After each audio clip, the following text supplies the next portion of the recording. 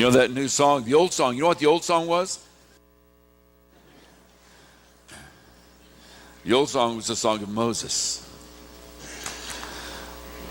The old song was a song of law. The old song was a song of you do everything right or else you die. It's the law of sin and death. That was the old song. That was a song that the people lived with up until the time of Jesus. It was a perfect song, but it was a sad song because nobody could live up to it. Nobody could be perfect. Nobody could keep that perfect law that God gave Moses on the mountain. And so the new song that we'll sing in heaven is the song of Moses and the Lamb, who paid the price for our sin, who fulfilled that law, who gave us the hope of hearing that mighty angel chorus in heaven together. We have a lot to look forward to, folks. We've got good days coming. We have good days here. God has blessed us in so many ways. We're talking about love does, what love does, what it doesn't just say things, it does things. And I want to tell you, yesterday you guys showed out and did some good work to show somebody that we love. I mean, over here at Shvela Middle School, the weeds had taken over a lot.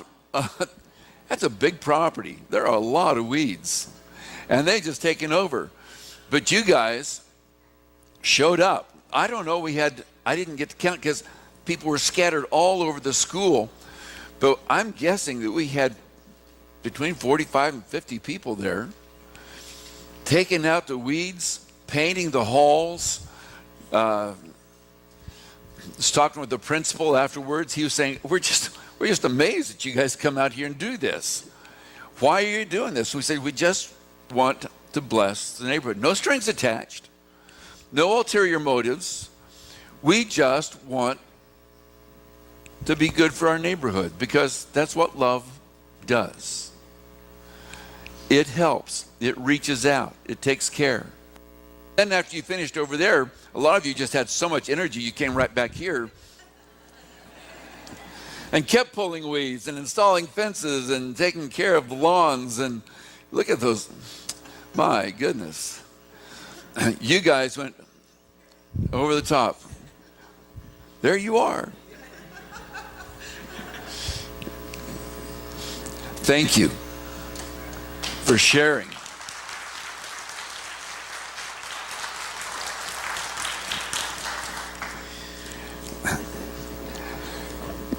Like I said, I told the principal, no strings attached. I said, and if you can think of something else we can do, please call us because we want to be good. God has blessed us, hasn't he? We want to share his blessing with other people. And so thank you for coming out and sharing that with us. We've been talking about love does, and we're going to continue to talk about what love does. We're going to continue sharing the cards. I had another 2,000 cards printed up this week. There's a bunch out there. You take those cards, you pass them out, and keep telling me the stories. Some people have been telling me stories this week. We're taping some. I want to share them with you. As you hand out those cards, as people say, thank you for your kindness, and you hand them a card and say, I do good things because God has done good things. And this is what love does. And give him the credit. And as you do that, tell me the stories. We want to share those. I've had so many of you who told me, wow, just those little testimonies are so encouraging to me. To know that other people are doing this. We are a family that goes out into the world and we infect the people we're around. That doesn't sound nice. But that's what we do. We're supposed to be doing that. We're supposed to be infecting like a virus. That we start here, this little group of people in this little building, and we go out from here and we infect the whole world with the love of Christ. And so continue doing that and continue telling me the stories. But we're going to talk about some other things too. The mission of the church. What has God called us to? Who are we? What are we about? What is the purpose of this church? And what is the church anyway? I'm going to spend some time the next few weeks just sharing with you some of the things that God has called us to. The sense of calling is something that we don't always think about. We think about what we do. Well, we're supposed to do this, we're supposed to do that. But if you think about calling, it puts a whole different light on what our relationship with God is and our relationship with the world. God has called us to a purpose. None of you are here today by accident. Some of you wanted to be here. Some of you didn't want to be here. Some of you are here just because that's what you do. Some of you are here because you couldn't wait to get here. I mean, there's a lot of different reasons to be here.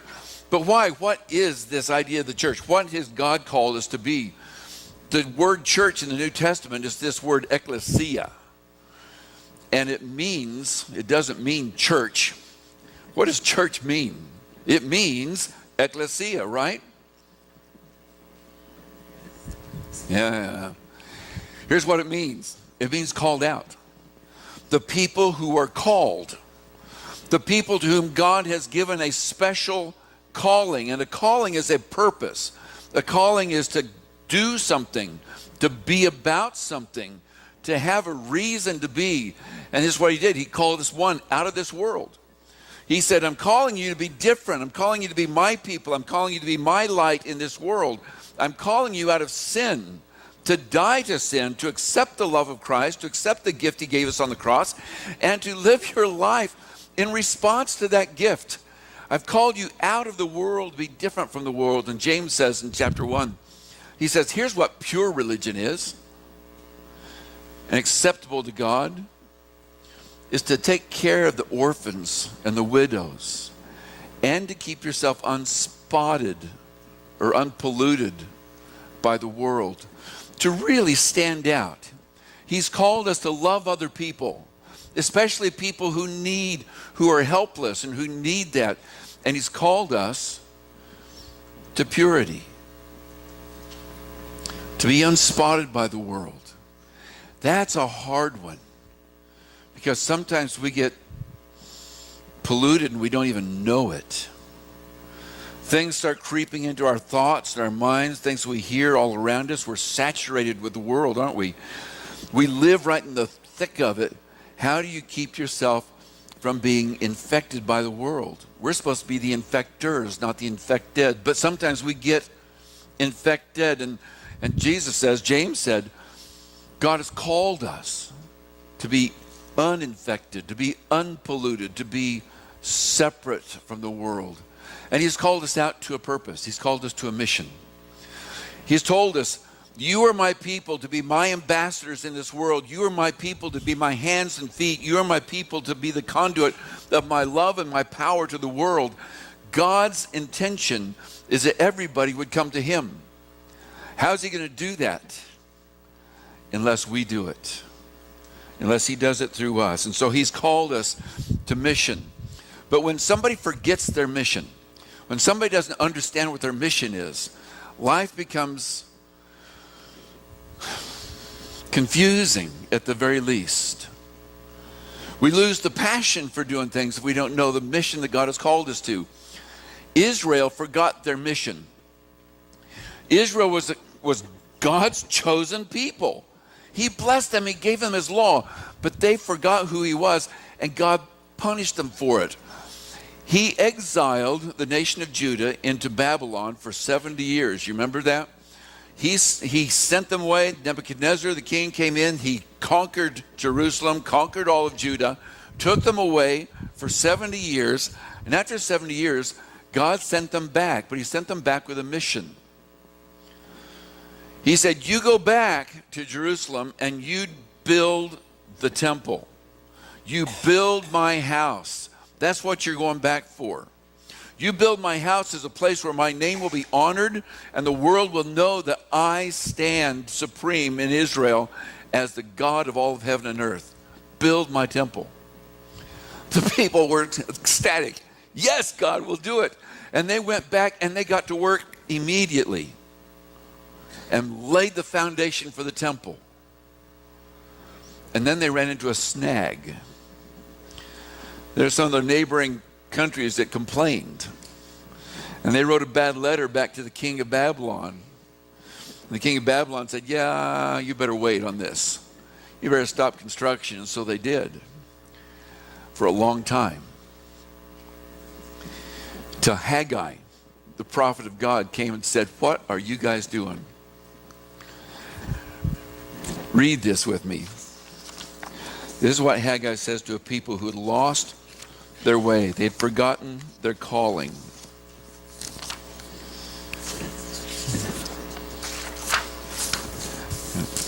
He says this. This is what the Lord Almighty.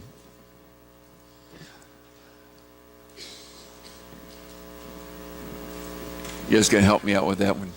There we go. This is what the Lord Almighty says. These people say the time has not yet come to rebuild the Lord's house. Then the word of the Lord came through the prophet Haggai. He said to them, is it a time for you yourselves to be living in your paneled houses while this house, the temple, remains a ruin?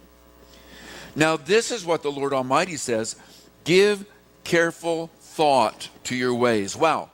When God says, you guys stop, be careful. Think about what you're doing. Give some real consideration to what you're doing. Think about this. That's a time when we need to do what? Stop and think and consider. He says, give careful thought to what you're doing. You have planted much, but harvested little. You eat, but never have enough. You drink, but never have your fill. You put on clothes, but are not warm. You earn wages only to put them in a purse with holes in it. You know what that feels like. Where does that money go? This is what the Lord Almighty says. Give careful thought to your ways. Go up into the mountains and bring down timber and build my house so that I may take pleasure in it and be honored, says the Lord. You expected much, but see, it has turned out to be little. What you brought home, I blew away. Why? Declares the Lord Almighty. Because of my house, which remains a ruin, while each of you is busy with your own house.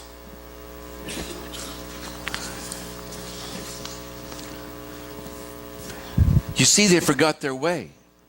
They ran into a little snag where now it's not easy anymore. And they listened to the powers and the forces around them and the circumstances they saw themselves in. And they listened to the circumstances of the world instead of trusting the calling that God had given to them. And what was God's attitude towards it? Was he pleased? No. And he tried to call them back. He said, look, all of your works, all your working is not doing what you thought it would be. You planted much, but you gathered little. You drink much, but you're not satisfied. What you make just seems to evaporate. I can't bless you for your unfaithfulness. I can't bless you when you're not doing what I called you to do. I can't give you the storehouses of heaven when you won't even build the temple that I asked you to build. I had people come to me and say, Doug, what does God want me to do? I want God to fill in the blanks here. I should go here. I should do this. I should do that. And the first question we come back with is, okay, well, number one, are you studying his word? Well, I don't have time for that. Okay. Are you meeting with God's people? Well, once, yes, when I can, when it's convenient, I get there. Are you praying? I don't have time for prayer. I just want God to tell me what I should do here. And you see, I don't have time for God, but I want him to do it for me. And these Israelites were hoping, we don't want to go against the norms or the pressures of this world. We just want to live, and they lost their way.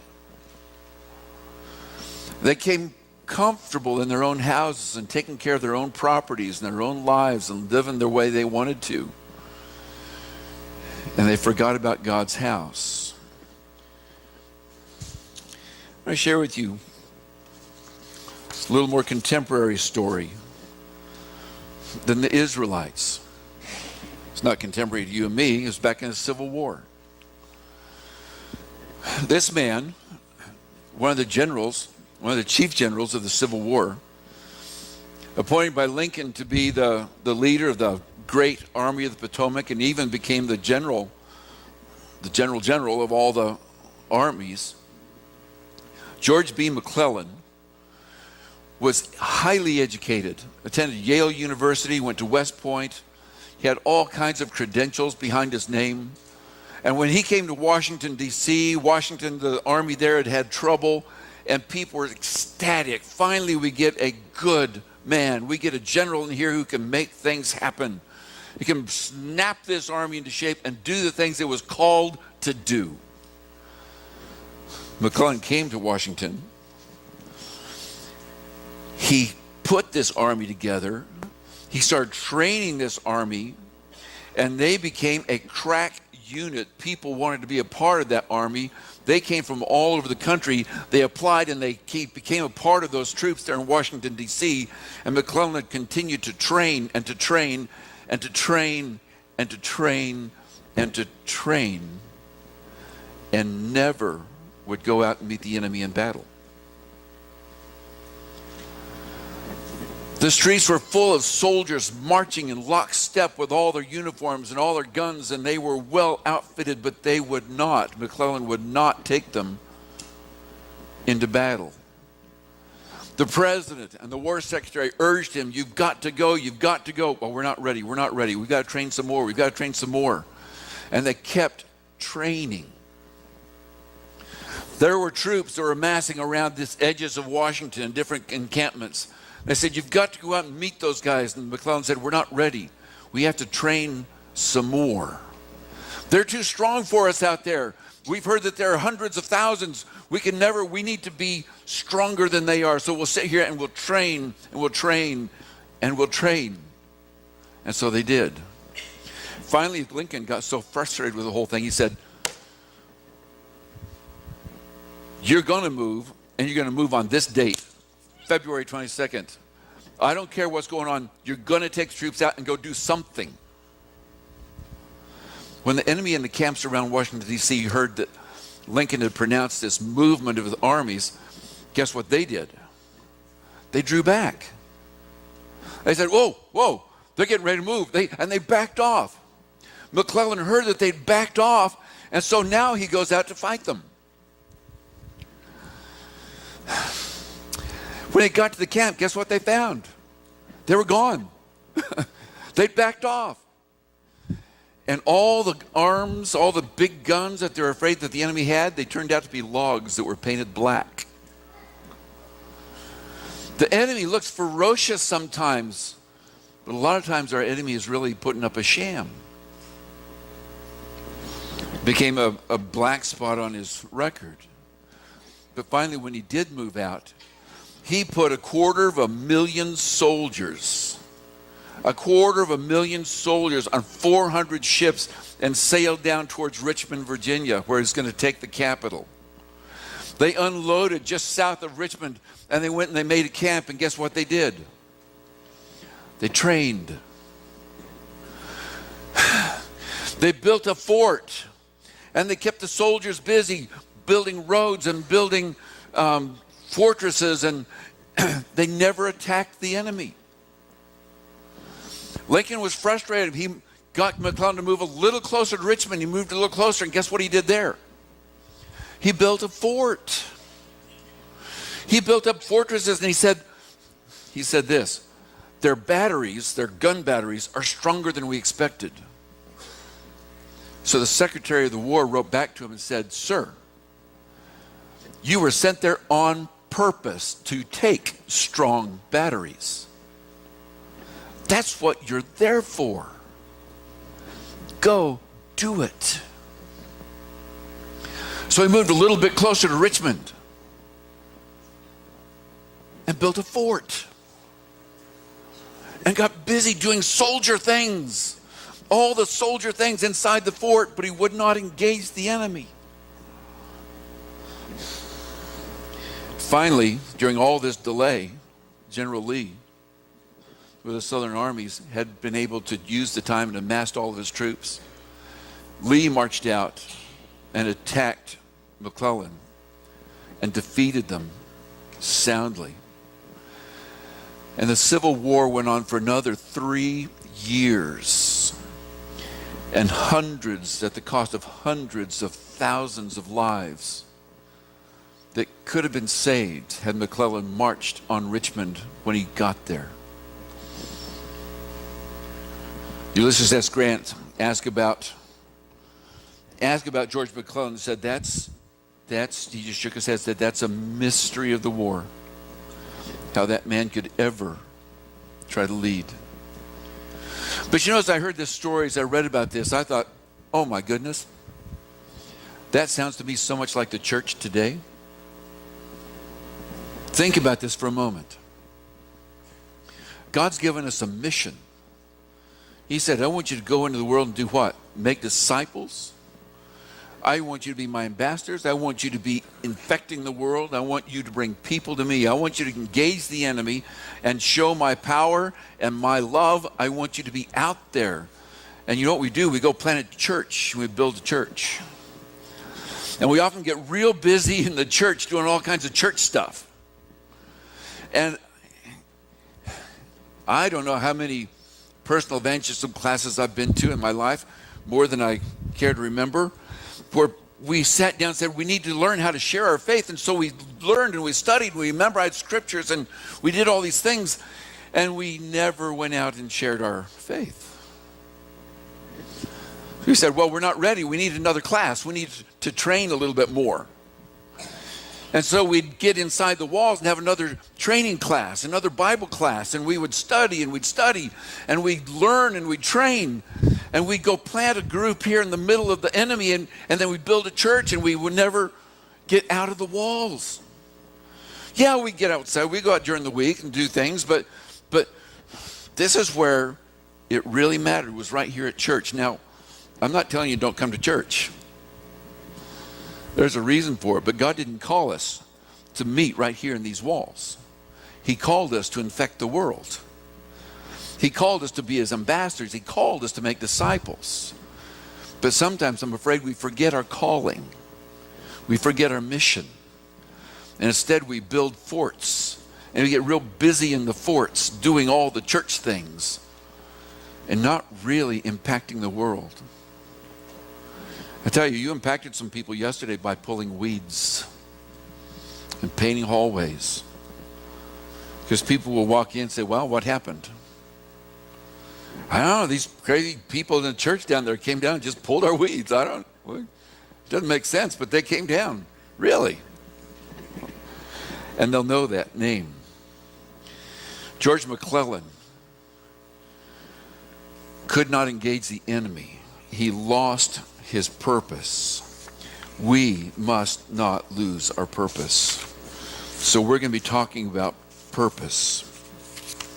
What is our mission? What has God called us to? He's called us to make disciples. He's called us to be witnesses to the world. Just before Jesus ascended to heaven, he told those disciples standing around him, he said, here's what you're going to do. You're going to be my disciples to Jerusalem, to Samaria, to the uttermost parts of the world. You're going to be scattered. You're going to go all these different places, and you will be witnesses of what God has done, what I have done. You will change this world. He did it with 12 guys. Could he do it with us? Could he do it with you? See, that's where we falter a little bit. We think God could do it with those apostles because they were cool guys. I mean, they had the picture. They had the power too. They could do things we can't do, right? We'll talk about that later too. And we make excuses sometimes. And we get comfortable. And I'm sorry, we're going to talk about some uncomfortable things. Because God has called us to mission. He's called us to be salt and light in this world.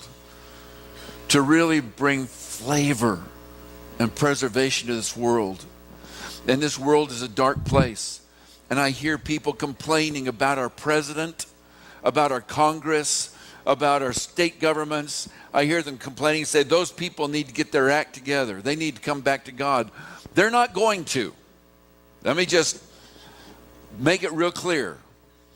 It's not going to happen in Washington, D.C. This nation's not going to turn around because of what they do in Washington.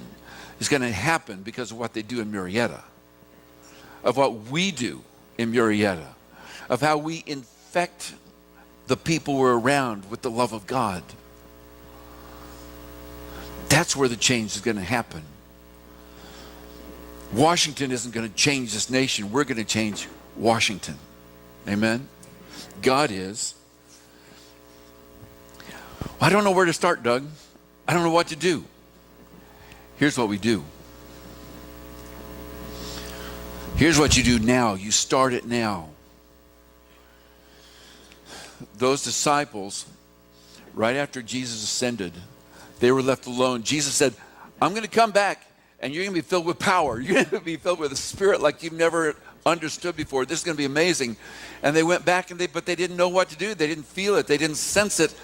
He just knew there was something large looming ahead of them, and they didn't know how to tackle it. And so you know what they did? They prayed. They all joined together. What's that word?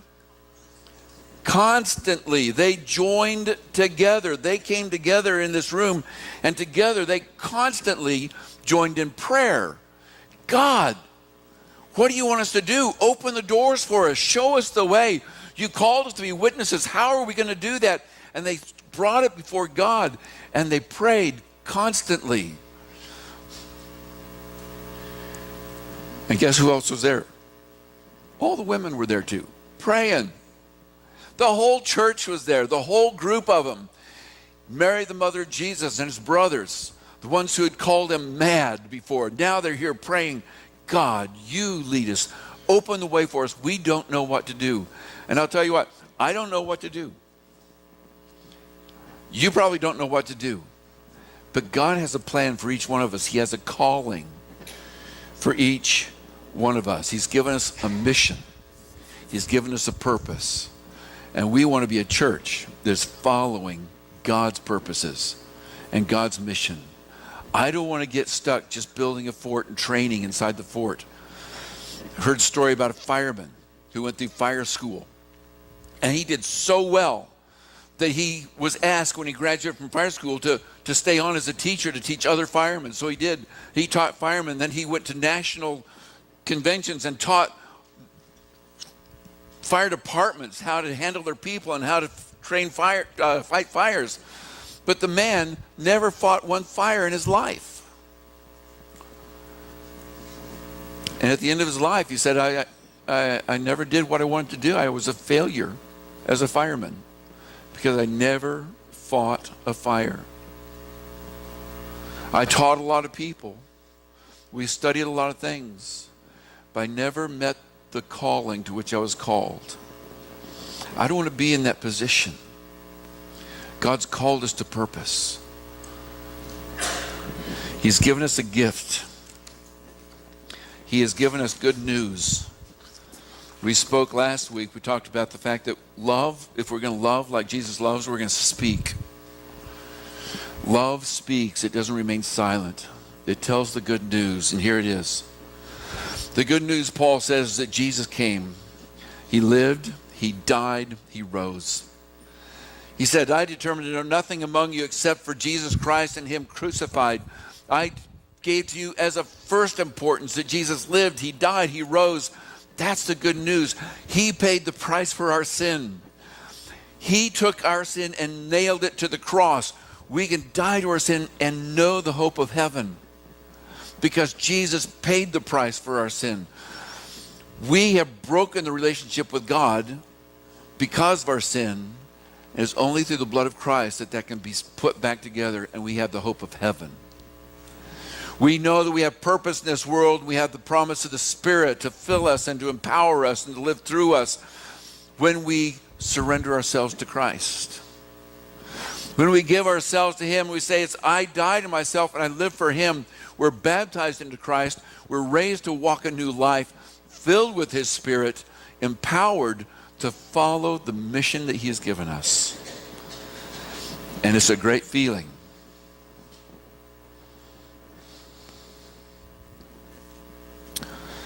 Stephen Curtis Chapman wrote a song. He said, "Here's my heart's cry."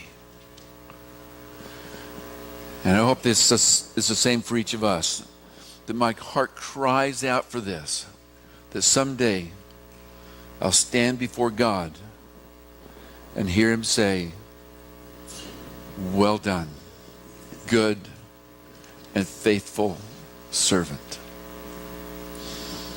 If you're ready to put him on in baptism, if you're ready to give your life to Christ and say, "I'll be his," we're going to sing a song here. Come down here and let us help you do that. If you need to start praying right now about God opening doors in your life or dealing with things in your life, our elders are standing in the back. They're saying, let's sit down and pray, and go with them and pray. But don't forget the message, the mission that God has called you to. He's called you to infect. So be with us, please. For the next few weeks, we're going to learn how to do that. So join us for the next few weeks. But right now, if we can help you, come while we stand and sing this song.